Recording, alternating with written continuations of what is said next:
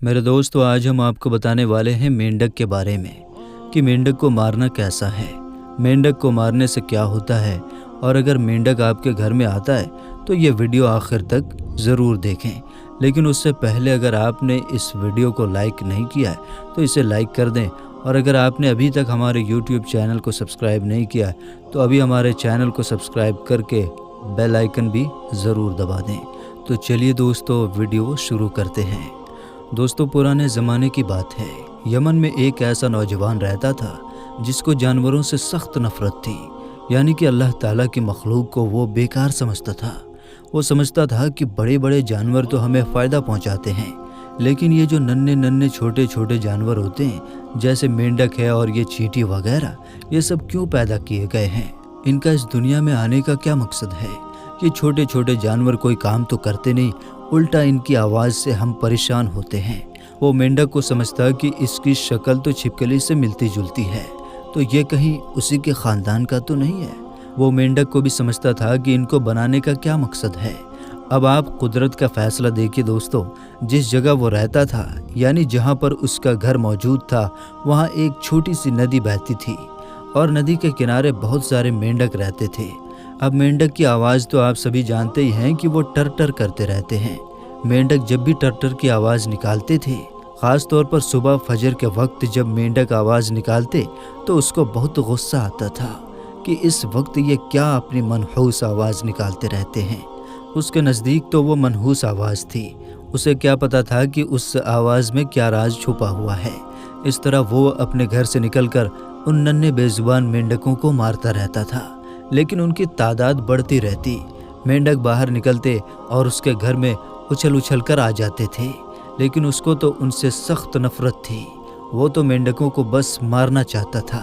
एक दिन उसने एक तरीक़ा सोचा और पूरे इस इलाके में जहाँ मेंढक रहते थे, जो घास वगैरह थी, वहाँ उसने आग लगा दी और जो मेंढक थे वो वहीं खामोशी के नींद सोते चले गए, यानी मर गए। अब वो नौजवान बहुत खुश था कि मैं तो कामयाब हो गया, अब मुझे इनकी आवाज़ें परेशान नहीं करेंगी। रोज़ इनकी आवाज़ सुन सुनकर मेरे कान पक चुके थे। अब दोस्तों, जब वो सोया तो सुबह फजर के वक्त उसको ख्वाब में एक मेंढक नज़र आया। ऐसा लग रहा था कि वो मेंढक रो रो कर उससे कह रहा है कि तुमने हमें क्यों मारा, बिला वजह हमें जला दिया। हम तो तुम्हें तंग भी नहीं करते थे, हम तो अपना काम करते थे। तुमने किस तरीके से हमें भयानक मारा है, तुमने गुनाह किया है। यह ख्वाब उसको रोज़ नज़र आ रहा था और फिर एक मेंढक नहीं बल्कि हज़ारों की तादाद में मेंढक उसके ख्वाब में आते और ऐसा लगता कि उसके जिस्म पर चढ़ रहे हैं, उसके जिस्म पर चढ़कर उछल रहे हैं। उनकी टर की आवाज़ उसके कानों को दुखाने लगी, यहाँ तक कि जिस आग में उसने उन बेजुबान मेंढकों को जलाया था, वही आग उसके जिस्म को नुकसान पहुँचा रही है। वो तकलीफ़ में मुब्तला हो गया था। वो परेशान हो गया और सोचने लगा कि मुझे किसी आलिम दीन के पास जाना चाहिए और इस ख्वाब की ताबीर पूछनी चाहिए। वो एक आलिम दीन के पास गया जो अल्लाह के एक नेक बंदे थे। जब उन्होंने उसका ख्वाब सुना तो कहा, क्या तुमने कोई ऐसा गुनाह किया है जो तुमने किसी के सामने नहीं किया बल्कि छुप कर किया हो? नौजवान ने कहा, नहीं नहीं, मैंने तो कोई ऐसा गुनाह नहीं किया है। उन्होंने कहा, क्या तुमने मेंढक को मारा है? उसने कहा, हाँ, मैंने मारा है, क्योंकि वो मुझे तंग करते थे, उनकी आवाज़ मुझे पसंद नहीं थी। मेरे घर के बाहर वो हर वक्त टर टर करते रहते थे। सुबह फजर के वक्त तो मेरा जीना हराम कर दिया था। इसी वजह से तंग आकर मैंने उन सबको मार डाला। क्या मैंने कोई गुनाह कर दिया है? तो वो बुज़ुर्ग कहने लगे, तुमने छोटा मोटा नहीं बल्कि बहुत बड़ा गुनाह किया है।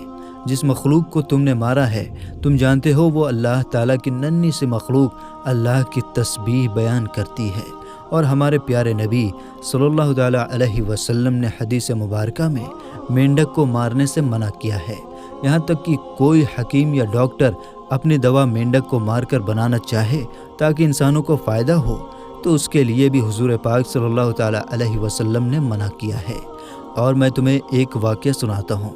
फिर दोस्तों, उन आलिम दीन ने उस नौजवान को हज़रत दाऊद अलैहिस्सलाम और एक मेंढक का वाक़या सुनाया। जो मेंढक 70 साल तक लगातार एक ही हालत में अल्लाह ताला का जिक्र कर रहा था और इस अरसे में कभी भी अल्लाह की याद से गाफिल नहीं हुआ। اس کے بعد حضرت داؤد علیہ السلام نے مینڈک سے اور بھی بات کی اور مینڈک نے بتایا کہ کس طرح سے وہ اللہ کا ذکر کر رہا ہے۔ اس کے بعد وہ عالم دین اس نوجوان سے کہنے لگے، سوچو ہر زبان میں اللہ کا ذکر ہوتا ہے، جس ٹرٹر سے تم نفرت کرتے ہو وہ اللہ کی پاکی اور تسبیح بیان کر رہا ہوتا ہے۔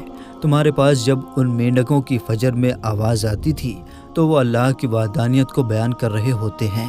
اور پھر اس سے پوچھنے لگے، کیا تم مسلمان ہو؟ تو نوجوان کہنے لگا، ہاں الحمدللہ میں مسلمان ہوں، مجھے کافی معلومات ہے اسلام کی۔